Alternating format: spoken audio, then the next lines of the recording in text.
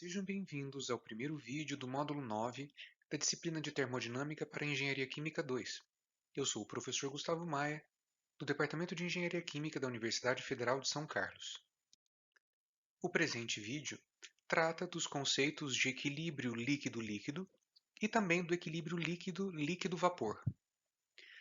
Inicialmente, antes da gente abordar matematicamente esse fenômeno, como isso acontece, a gente precisa tentar entender por que dois líquidos eventualmente não se misturam. Para isso, a gente precisa estabelecer novamente uma relação entre o conceito de equilíbrio e um conceito que até agora não foi abordado, que é o conceito de estabilidade. Do ponto de vista do equilíbrio, a gente pode dizer que um sistema fechado ele se encontra em equilíbrio, de tal forma que a sua energia livre de Gibbs total apresenta um valor mínimo em relação a todas as mudanças de temperatura e pressão especificadas. Eu não sei se vocês já tiveram a oportunidade de ouvir essa frase, talvez dita por mim ou vista em algum vídeo ou em alguma outra aula de termodinâmica, mas existe um conceito de equilíbrio bastante divulgado ou difundido por aí que diz o seguinte, que no universo tudo tende ao mínimo de energia livre e ao máximo de entropia. Isso é um dos critérios básicos de equilíbrio, né? Isso leva, por exemplo, à igualdade de temperatura entre diferentes fases, né? Ao equilíbrio de pressão entre diferentes fases também, né? Então, todos os processos que caminham para o equilíbrio, na realidade, caminham para valores mínimos de energia livre de Gibbs e para valores máximos de entropia. Não importa qual o sistema, seja ele um sistema por exemplo, de equilíbrio líquido-vapor, seja isso um problema que envolva reações químicas, não importa. A questão é a seguinte: vocês já devem ter ouvido falar também, em vídeos anteriores, que misturar é um processo espontâneo. As coisas elas naturalmente se misturam na sua imensa maioria, né? Principalmente gases. Se você pegar gases em quaisquer concentrações, em quaisquer composições, fases gasosas são facilmente misturáveis. Com líquidos já não é tão simples assim. Então, o que a gente precisa pensar é que, se por um acaso as variações de energia livre de Gibbs elas tendem a valores de menor ou igual a zero, ou, se você preferir, em relação à composição do seu sistema, que a energia livre de Gibbs torna um valor mínimo, isso é o que se espera de todos os processos de mistura, uma vez que misturar é fácil. Já disse isso em outros vídeos. O problema é que misturar líquidos nem sempre é fácil, né? E se a mistura de dois líquidos não diminuir a energia livre de Gibbs? Isso pode acontecer? Pode, pessoal. Principalmente em sistemas onde os líquidos envolvidos eles são tão quimicamente diferentes entre si que a repulsão entre as moléculas de substâncias diferentes é tamanha que esse líquido, essa fase líquida, acaba sendo formada por duas fases, uma enriquecida de um componente e outra enriquecida de um outro componente com características físicas diferentes. Não é raro você encontrar na literatura, por exemplo, a fase oleosa e fase aquosa, quando a gente lida com dois líquidos em equilíbrio, onde as substâncias que têm mais afinidade com o óleo estão presentes em maior concentração na fase oleosa e as que têm maior afinidade com a água estão mais concentradas na fase aquosa.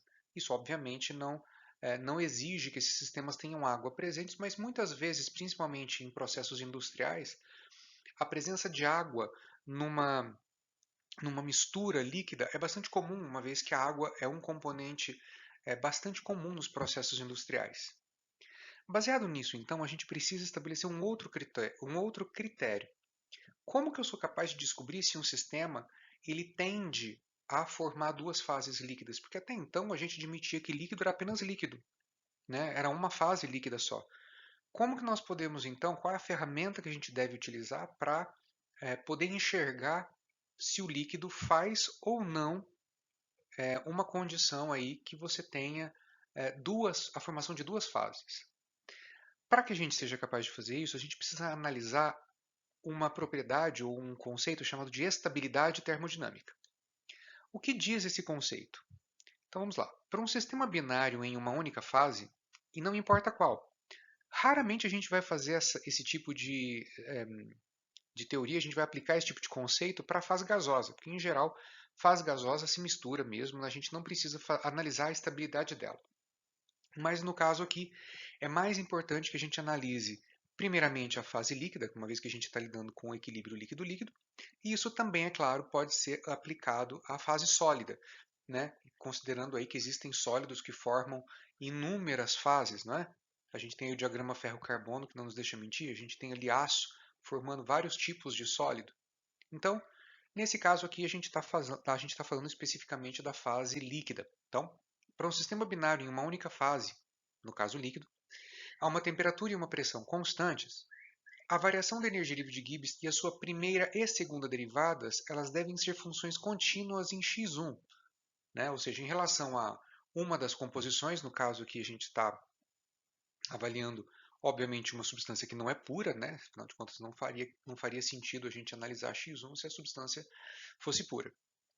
E a segunda derivada ela deve, em qualquer local, ser positiva. Isso é uma imposição do critério de estabilidade de fase. Uma fase ela é considerada estável se ela atende ao que foi descrito nesse parágrafo aqui. Então, para fazer esse atendimento, nós temos que as derivadas segundas da variação da energia de Gibbs em relação a x1 precisam ser positivas na T e P constante. Existem, pessoal, muitas formas da gente relacionar a variação de energia livre de Gibbs com propriedades de interesse para nós. Muitas formas. Especificamente para esse caso aqui, ó, nós vamos. Eu vou pular, evidentemente, a parte de matemática, é apenas uma questão de substituição da energia livre de Gibbs nessa expressão aqui. A gente consegue relacionar ela com a equação de Gibbs-Duhem e também conseguimos relacionar ela com o conceito de energia livre de Gibbs em excesso, para que a gente consiga estabelecer um critério de estabilidade que seja muito interessante de ser calculado, ou até fácil de ser calculado, quando a gente lida com soluções, que é a relação com o coeficiente de atividade, com o gama. Obviamente, então, a gente consegue transportar o critério de estabilidade e escrevê-lo em termos de propriedades mais interessantes quando a gente está lidando com equilíbrio de fase, né? Então, nós temos aqui, então, uma equação que é equivalente, né? Ela equivale a essa primeira aqui, que nada mais é do que a descrição matemática do conceito de estabilidade. E nós conseguimos escrever isso em termos das variações do logaritmo do coeficiente de atividade em comparação aí com a composição. É muito importante destacar aqui, pessoal, que escrita dessa forma, a gente consegue estabelecer uma maneira fácil de calcular se esse sistema é ou não estável, calculando o gama.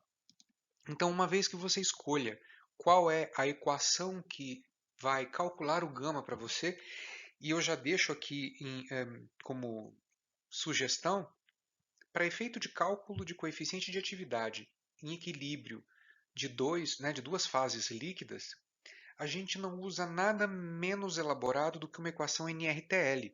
Então, a gente utilizaria aí, a equação NRTL, a gente utilizaria a Uniquac e a Unifac e alguns outros métodos mais modernos desenvolvidos aí para essa finalidade e que não estão descritos na literatura geral formal de termodinâmica, né? Estão aí sugeridos em artigos científicos mais específicos. Mas o importante é, uma vez que você tenha a expressão matemática que descreva o gama, efetuar essa derivada em relação à composição é bastante simples, então é um critério de estabilidade bastante simples de ser calculado, uma vez que você saiba qual é a temperatura e qual é a pressão do seu sistema. Na composição que você desejar, você é capaz de avaliar se o seu sistema é estável ou não. Caso cumpra a exigência de ser maior, né, nós temos aqui a exigência do maior, que o negativo de 1 sobre a composição, você tem uma fase líquida homogênea. Caso isso não seja possível, você tem aí obrigatoriamente a presença de mais de uma fase líquida. Analisando então, pessoal, o equilíbrio líquido-líquido, a gente consegue imaginar a seguinte condição. Eventualmente, quando você tem espécies químicas misturadas, numa mesma temperatura e pressão, e é claro, numa composição específica, se o seu objetivo é formar uma única fase líquida, antes de mais nada você precisa testar o critério de estabilidade. Se ele não for satisfeito, esse sistema se divide em duas fases líquidas com composições distintas.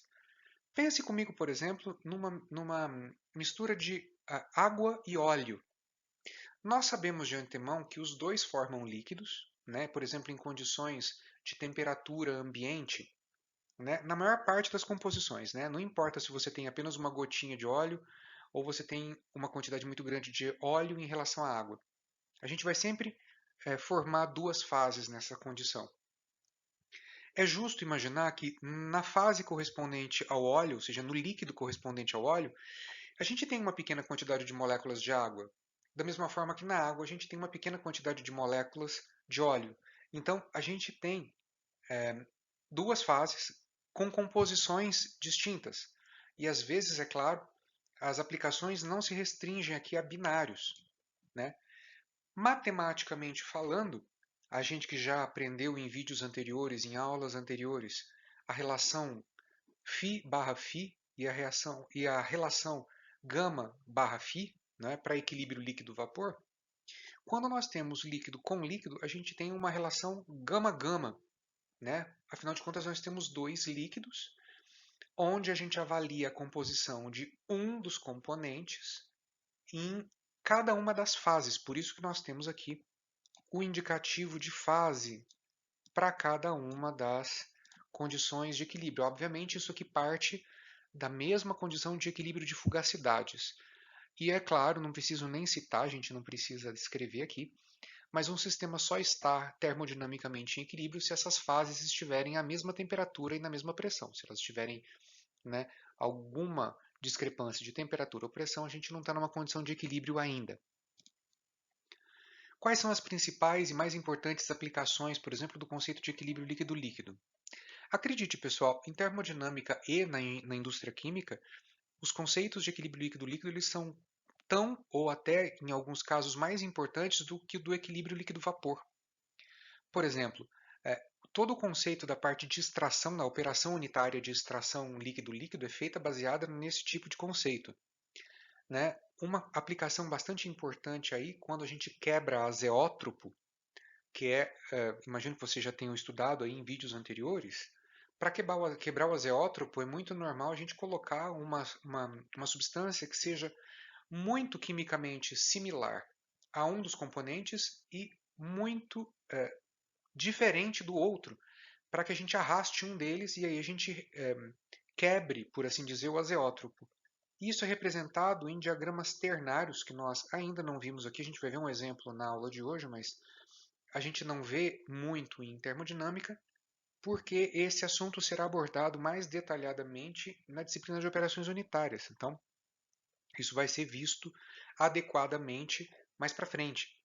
Mas essas aplicações do equilíbrio líquido-líquido elas são muito significativas e muito importantes. Né? Um dos casos mais simples possíveis do equilíbrio líquido-líquido ele pode ser observado quando a gente mantém a pressão constante em um sistema binário. Por que a gente está falando de manter a pressão constante aqui, pessoal? É muito raro a gente ter uma equação que descreva o coeficiente de atividade de uma fase líquida que seja função da pressão. Principalmente em equilíbrio líquido-vapor, quando a gente calcula a fase líquida, frequentemente a gente lida com líquidos incompressíveis. Né? Esses líquidos incompressíveis eles têm aí pouca sensibilidade das suas propriedades quando a pressão do sistema varia. E por que eu estou falando isso aqui agora? Porque quando a gente tem dois líquidos juntos, a pressão ela exerce uma influência um pouco maior do que nos casos em que a gente tinha apenas um líquido homogêneo em equilíbrio com o seu vapor. Então, nos casos em que a gente tem variações de pressão, a gente tem sim uma mudança significativa, ela pode até não ser enorme, mas ela é significativa, nas condições do equilíbrio líquido-líquido. Então, uma maneira da gente abordar inicialmente de uma maneira mais simples é não variando a pressão, depois eu vou dar um exemplo de como a pressão varia para a gente entender isso melhor, mas inicialmente a pressão vai ficar constante e a gente vai ter, claro, um diagrama temperatura-composição e analisar como é a cara, como é a aparência de um gráfico, né, de um diagrama para um sistema binário em equilíbrio líquido-líquido. Bom, pessoal, como que ficaria então a representação gráfica de um equilíbrio líquido-líquido? Bom, vocês vão ver que ela é um pouquinho diferente do que a gente está acostumado. Basta a gente observar inicialmente que os diagramas que nós temos aqui são diagramas temperatura-composição. É importante a gente imaginar que, como no exemplo que a gente está dando de mais simples, a pressão está constante, a gente vai analisar aqui como ler esses diagramas, é claro, em função da variação de temperatura. Nós temos desde já duas temperaturas indicadas nos nossos gráficos, são elas a temperatura consoluta inferior e a temperatura consoluta superior. Isso é como se fosse, pessoal, temperaturas críticas. São esses pontos aqui, ó, né, na letra A que estou fazendo perto do U e do L aqui.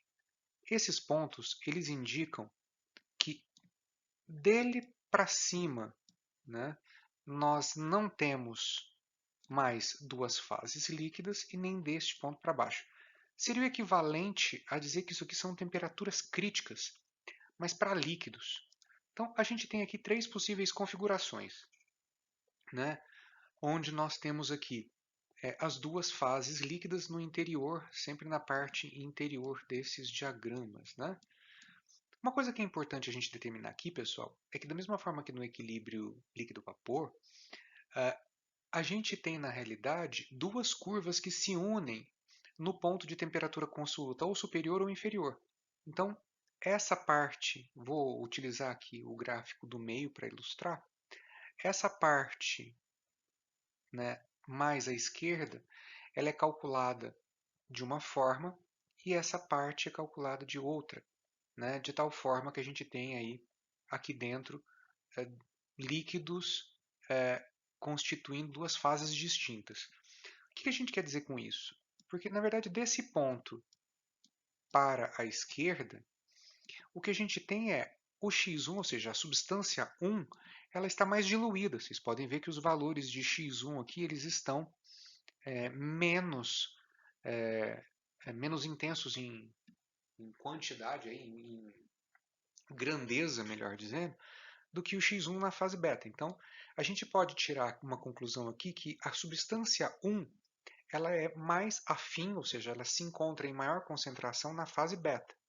Da mesma forma que a gente faz a leitura de pontos de bolha e pontos de orvalho, cada um numa linha, quando a gente tem equilíbrio líquido-vapor, aqui é a mesma forma. Quando a gente tem dois líquidos formando uma fase líquida alfa e uma fase líquida beta, ou se você preferir, uma fase líquida aquosa e uma fase líquida oleosa, na parte esquerda nós temos a condição de menor concentração da espécie do gráfico, né, da espécie 1 aqui no caso, e a gente lê aqui as composições dessa substância na fase alfa, enquanto no lado direito do gráfico a gente lê as composições na fase beta. Então há uma divisão, há uma cisão aqui no meio, que é justamente onde ocorre o ponto de temperatura consoluta, nesse caso aqui, consoluta superior. Nesse caso aqui acontece a mesma coisa, né, no exemplo C, da temperatura consoluta inferior. Então, essas curvas elas são chamadas aí de diagramas de solubilidade.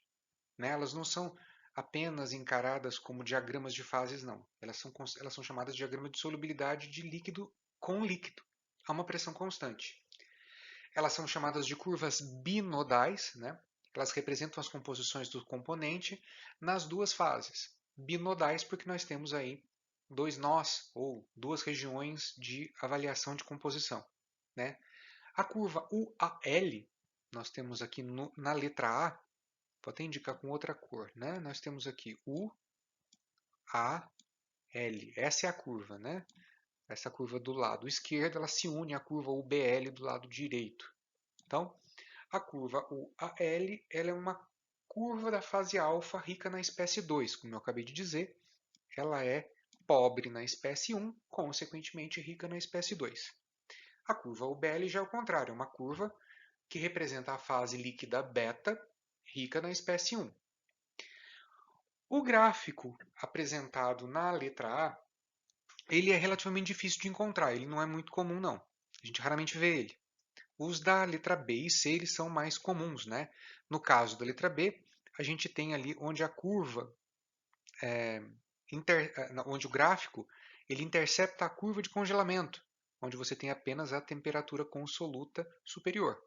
E na letra C, os casos onde a gente tem interceptação com a curva dos pontos de bolha, com a condição de vapor.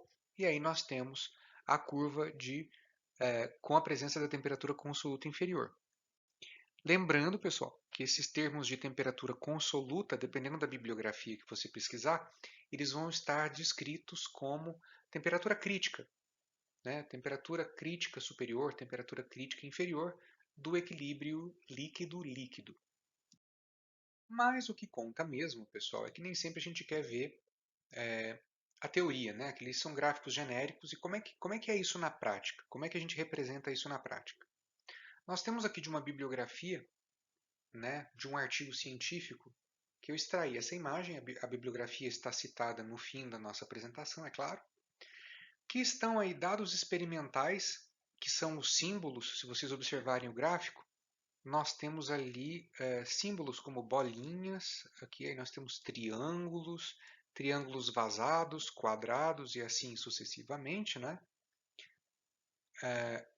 Em que a gente tem a representação daquela condição de equilíbrio, x1, gama 1 para a fase alfa igual a x2, gama 2 para a fase beta. Nós temos aqui ó, os pontos de temperatura consoluta. E aí, pessoal, o que acontece aqui é os pontos experimentais, que são literalmente esses pontos no gráfico, bolinhas, triângulos, enfim, eles foram medidos experimentalmente e aí o autor utilizou um modelo para descrever como que funcionava a condição de equilíbrio de várias misturas binárias. A gente tem aí a principal delas, que é a substância de análise, é uma substância que a gente não tem muito contato, é um perfluoro-N-octano. É até difícil de falar. Né?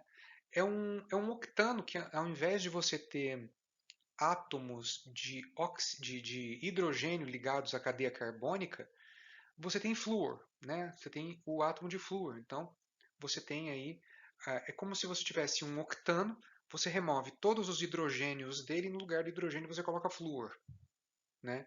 Essa aí é uma substância de interesse para os autores que desenvolveram esse estudo. E fizeram uma comparação dele com hexano, heptano, octano e nonano, né? Com 4 frações aí de hidrocarbonetos que são alcanos. E aí, pessoal, esses autores eles utilizaram para modelar, para fazer um modelo termodinâmico, a correlação NRTL. Então, através dos cálculos de NRTL, eles foram capazes de prever essas curvas aqui, lembrando que essa daqui é a fase alfa. Eles obviamente não fazem distinção aqui de qual é a fase aquosa, qual é a fase oleosa, né? Eles apenas apenas indicam aqui no gráfico que você tem as duas curvas. Então, essas curvas que eu estou desenhando aqui, que eu estou destacando aqui, elas foram calculadas. Fala assim, mas como que isso se relaciona, por exemplo, com as curvas de equilíbrio líquido-vapor? As curvas de equilíbrio líquido-vapor não são assim, né? E como que eu leio isso daqui? É importante destacar, pessoal, que dentro dessa região aqui que eu estou rabiscando, ó, no caso dessa curva mais baixa que eu destaquei, tudo que tiver de composição aqui dentro, eu tenho obrigatoriamente dois líquidos. Se eu tiver um ponto, né, se eu tiver um ponto fora, nessa região aqui, por exemplo, e eu estiver me referindo às condições para o hexano ou para o heptano, por exemplo, que são as linhas mais aqui embaixo, eu vou ter duas fases líquidas desaparecendo e eu vou voltar a ter uma fase líquida homogênea. O mesmo acontece aqui, por exemplo. Ó. Esse gráfico é um exemplo claro que não é ao longo de toda a composição que eu tenho a presença de duas fases. De repente você consegue, mesmo numa dada pressão, ou numa condição de temperatura ali onde possivelmente você pode ter duas fases, dependendo da composição, dependendo da fração molar de cada um dos componentes envolvidos no binário, você pode, na realidade, ter uma fase só. É interessante que com variações de temperatura você tem ali, inicialmente enxergando duas fases líquidas, e de repente com algumas manipulações de temperatura, você consegue fazer com que essas fases desapareçam e você tenha ali novamente um líquido homogêneo numa única fase só. Como eu prometi a vocês, uma das aplicações especiais que a gente tem aqui é no caso de extração líquido-líquido, e aqui a gente tem um exemplo de um diagrama ternário. Eu não vou entrar em detalhes na construção dele, eu já posso adiantar para vocês que essa curva aqui, ó, ela é a curva de equilíbrio, essa linha traçada aqui. Então, toda essa região aqui embaixo, ela é a região onde existe a possibilidade da formação de duas fases líquidas. E aqui nós temos um sistema com um butanol, a água e o meu ciclohexano. Esse diagrama ele vai ser visto com mais detalhes nas disciplinas de operações unitárias, mas quando a gente identifica um vértice aqui, como é esse caso, ele sempre indica o 100%. Então, aqui onde aparece um butanol, a gente faz a leitura de 1.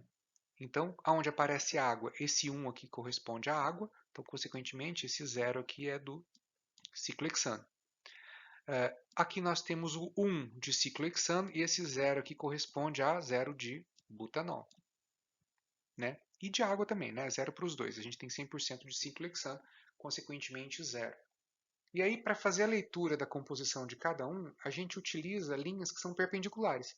Então, por exemplo, no 1-butanol, eu faço a leitura aqui, ó, 0,9, 0,8, 0,7. E na medida que eu vou me afastando dele, eu vou, obviamente, caindo em termos de composição. O mesmo vale para a água. Então, a leitura para a água é feita nas curvas que são perpendiculares ao vértice ali onde tem a água. Né? Aqui, obviamente, está mais difícil de desenhar porque está inclinado. E o mesmo para o ciclohexano. E aí, a composição do ternário é determinada pela leitura seguindo essa referência. Então, esse diagrama ele é muito importante. Ele traz também, da mesma forma que o diagrama para soluções binárias, ele vai indicar para você as linhas de amarração. Nós temos linhas de amarração aqui, ó, né, onde a gente tem composições de fases distintas sendo identificadas. Afinal de contas, a gente está dentro da região de líquido-líquido. Então, obviamente, eu tenho que ter um líquido mais enriquecido de uma substância e um líquido mais enriquecido de outra. Isso é muito importante na hora da gente destilar, né? E também de fazer extração líquido-líquido. Então, eu deixo aqui para vocês um primeiro contato, lembrando que vocês vão precisar da termodinâmica para fazer os cálculos e desenhar esse diagrama aqui para poder extrair dele informações importantes para suas operações unitárias, mas vocês vão aprender passo a passo como construí-lo, como analisá-lo e como utilizá-lo de maneira interessante para processos de termodinâmica e de engenharia química mais para frente, lá na disciplina de operações unitárias. É importante aqui só destacar que, por mais que a gente não tenha ainda muita familiaridade com esse tipo de diagrama, ele vai ser bastante utilizado. Então é bom que a gente já tenha uma ideia de como que ele vai se inserir aí no nosso contexto daqui para frente. Uma outra pergunta que eu tenho certeza que vai nos atormentar agora é, assim, minha nossa, mas se ali eu tenho uma condição onde tem a presença de dois líquidos, e se acontecer, né, acontecer ocasionalmente, de eu ter essa mesma condição próxima a uma condição de vaporização, isso gerar o que nós conhecemos como equilíbrio líquido-líquido-vapor. Eu vou mostrar para vocês aqui um gráfico padronizado de como seria o diagrama de fases. Nota, a gente tem ainda um diagrama em temperatura, a gente está tentando pegar aqui, claro, o modelo mais simples que tem, que é o modelo de pressão constante para um binário. Nós temos aqui a mesma condição de leitura, x1 e y1. A diferença é que nós vamos ter um gráfico que, à primeira vista, parece bastante assustador. Eu vou só destacar nele algumas condições interessantes antes da gente dar um outro exemplo aqui, tá? Para tentar clarear. Essa região aqui é a região de vapor, ou seja, se isso aqui é uma substância, uma solução binária, então nós estamos admitindo que tem dois componentes aqui só. Qualquer condição, qualquer ponto que eu escolha, por exemplo, este ponto aqui, ó, né, a minha solução ela se encontra nessa determinada temperatura, na pressão do meu diagrama, nessa composição que corresponde a esse lugar geométrico aí, né? Que é um termo que os matemáticos gostam bastante. Eu não gosto muito não, porque ele é meio vago, mas vamos usá-lo. Então eu tenho um ponto aqui nesse gráfico. Que análise eu posso tirar disso? Que as minhas substâncias todas estão na fase gasosa aqui.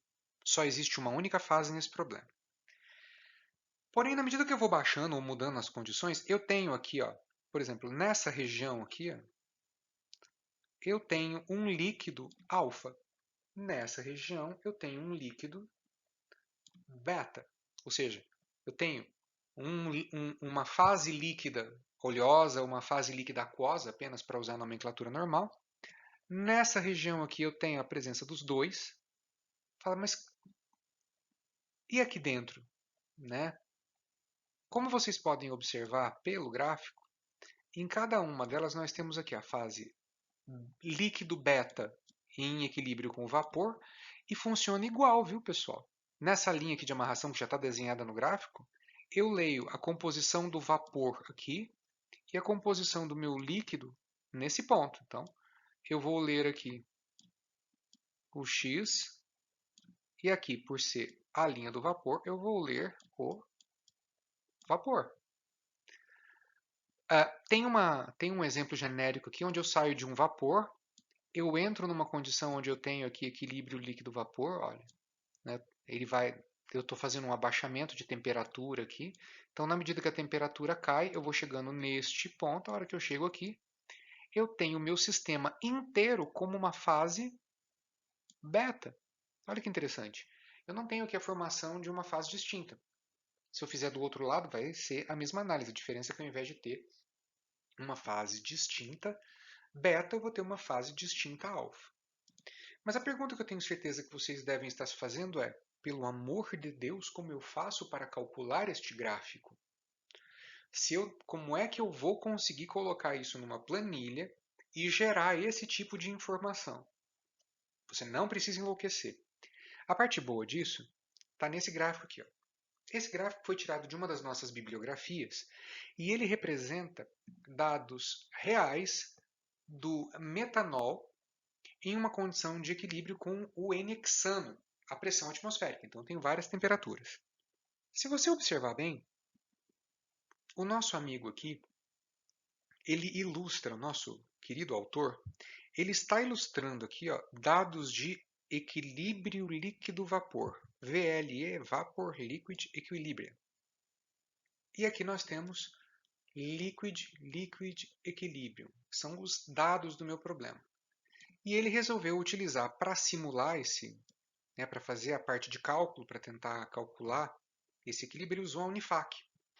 Então, pessoal, se você observar bem, nesse ponto aqui mais ou menos, que seria o topo, a gente tem aqui a temperatura consoluta, nessas condições. Então, nós temos aqui, primeira curva binodal, vou até mudar de cor, estou fazendo ao contrário, mas tudo bem. Nós temos aqui a segunda curva binodal, né, que são calculadas de acordo com o equilíbrio líquido-líquido que nós já fizemos. E nós temos muito acima, em temperaturas mais acima, uma região de, aqui é vapor, que nós já vimos no gráfico, aqui nós temos equilíbrio líquido-vapor, então nós temos líquido-vapor aqui dentro, líquido-vapor aqui dentro, e veja que interessante, vou até mudar de cor de novo. Aqui eu tenho um líquido homogêneo. Então se eu descer nesse abaixamento de temperatura aqui ó, e cruzar esse sistema, eu estou saindo de um vapor somente, todo o meu sistema está como vapor. Aqui nessas condições eu tenho equilíbrio líquido-vapor e depois eu viro um líquido homogêneo, não tem nada de formação de duas fases aqui não. Só se eu diminuísse ainda mais essa temperatura é que eu entraria numa região de dupla fase líquida. Mas o que acontece? Assim, como que esse gráfico ele se transforma no primeiro aqui? Se nós abaixássemos a pressão, pessoal, estou dando uma hipótese, tá? Vou construir um novo gráfico com uma pressão. Todo esse diagrama aqui, ó, todo esse diagrama de equilíbrio líquido-vapor, ele vai descer. Ele vai se formar de novo aqui embaixo, né?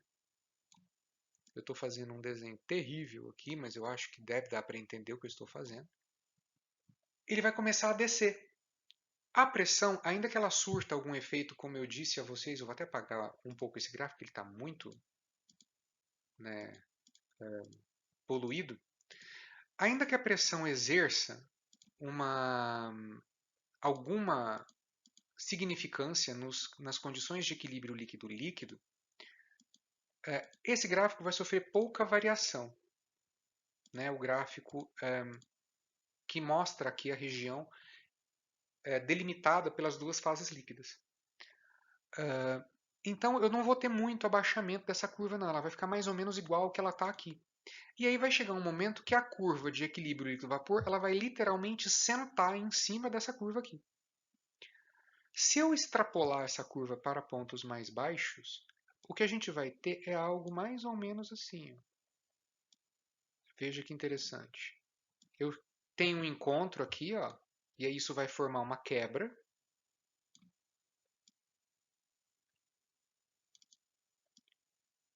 Tá difícil aqui de eu conseguir desenhar. Pronto. Né? Eu não sou muito bom em desenho, já peço desculpa a vocês desde já. O que nós temos aqui, pessoal, é justamente esse gráfico aqui. Ó. Agora eu vou contornar ele numa cor só. Vou tirar essas cores vermelhas e todas as demais para a gente ver que no fim das contas esses gráficos são complementares.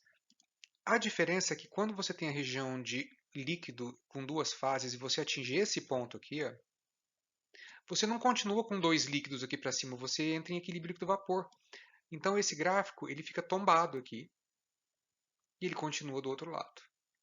Então, o que acontece é que quando a gente vai calcular esse gráfico, quando a gente faz o cálculo de equilíbrio líquido-vapor, a gente nunca fez isso até o momento, mas a primeira coisa que a gente faz é verificar se você tem ou não atendido o seu critério de estabilidade. Se o seu critério de estabilidade ele é válido para toda a faixa de composição que você tem, ótimo, você não precisa se preocupar em calcular um equilíbrio líquido-líquido. Então você pode passar batido por esse problema. Porém, se ao começar a calcular o critério de estabilidade você verificar que em algum ponto ele não é atendido, é necessário que você faça o cálculo dos valores de equilíbrio líquido-líquido e veja onde o gráfico do equilíbrio líquido-líquido ele se encaixa no gráfico de equilíbrio líquido-vapor. Portanto, quando você fizer isso, você vai ter a junção desses gráficos, é o que está representado aqui na figura 1. Isso aqui, pessoal, inclusive, é um gráfico de uma substância até bem comportada. Existem alguns gráficos de equilíbrio líquido-líquido-vapor que são bem mais distorcidos do que isso aqui. E a parte mais interessante é, mas quem que gera esse comportamento? Na onde que ele aparece? É o nosso amigo azeótropo. Azeótropo, que começa a produzir essa possibilidade. Na medida que ele aparece, sempre que você tiver um sistema que tem um azeótropo, você precisa ficar com a orelha em pé, porque em algum momento, se você abaixar muito a temperatura, você vai acabar entrando numa região de líquido, muito provavelmente em líquidos que formam duas fases. Então, liga o alerta. Se você tem um azeótropo e eventualmente você vai precisar abaixar muito a temperatura, por favor, calcule o critério de estabilidade. Ah, mas o critério de estabilidade é muito difícil porque eu vou precisar derivar uma expressão para calcular se esse sistema é estável ou não. Paciência, pessoal. Né? Isso é necessário principalmente quando você lida com hidrocarbonetos e água presentes no mesmo sistema.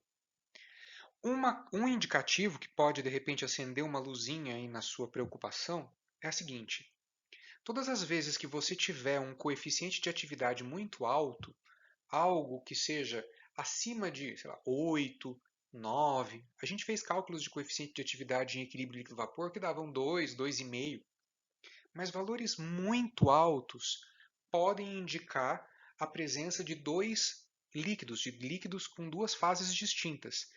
E até pior, eventualmente, se você tiver valores de coeficiente de atividade realmente muito altos, maiores do que 15, 20, existe inclusive a possibilidade de você descer além dessa curva e chegar numa fase sólida.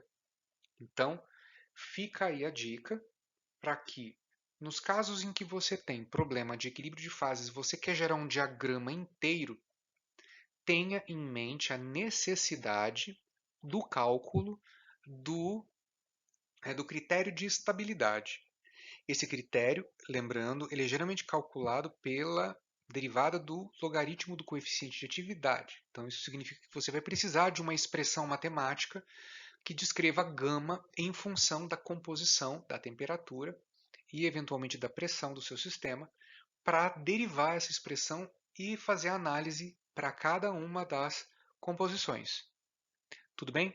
Isso parece um pouco complicado, mas na realidade, uma vez que a gente tem softwares como o Maple, o Estatística e até mesmo o Excel, você consegue gerar, né, um MATLAB, por exemplo, você consegue gerar essas curvas com extrema facilidade. Né? Dá mais trabalho a gente entender a aparência pouco convidativa delas do que realmente fazer os cálculos. Né? Por via das dúvidas, a minha outra recomendação que eu deixo é a seguinte: fazer esses cálculos com a Uniquac e a Unifac, nem sempre você tem as propriedades, né, as constantes da Unifac e da Uniquac disponíveis. Da Unifac é até mais fácil, você precisa só derivar essa expressão que não é tão simples assim. Muitos autores optam por utilizar a NRTL, mas lembrem-se, em termos de qualidade do seu ajuste, em termos de fidedignidade, de concordância dos valores experimentais com os valores que você vai calcular, a gente sempre recomenda a equação mais robusta e mais ampla para o cálculo do coeficiente de atividade. Então, evite utilizar em sistemas complexos assim qualquer coisa mais simples do que uma NRTL. Então, use a NRTL, Uniquac, Unifac. Ou, às vezes, equações desenvolvidas por pesquisadores especificamente para o tipo de problema que você tem. Às vezes isso acontece na literatura. Certo, pessoal? Esse provavelmente é o vídeo mais longo que a gente vai ter ao longo dessa disciplina. Vocês podem observar que a gente já passou aí dos 40 minutos de vídeo. Eu peço desculpas por isso, mas é um tópico que não permite quebra. Vocês podem observar que a gente não tem exemplos.